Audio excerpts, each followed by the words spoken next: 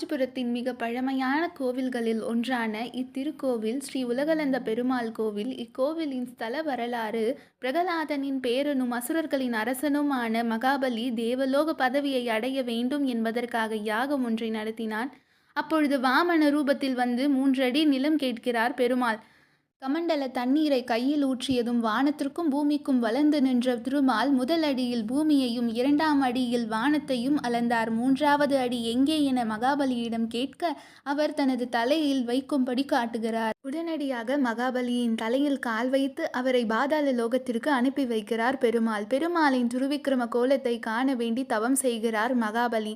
இத்தலத்தில்தான் உலகளந்த பெருமாளாகவும் ஆதிசேஷனாகவும் பெருமாள் காட்சி தருகிறார். இத்தலத்தில் ஆதிசேஷனுக்கு தனி சன்னதி உள்ளது. இத்தலத்தில் உள்ள ஆதிசேஷனுக்கு பால் பாயாசம் படைத்து திருமஞ்சனம் செய்து வழிபட்டால் குழந்தை பேறு நிச்சயம் கிடைக்கும்.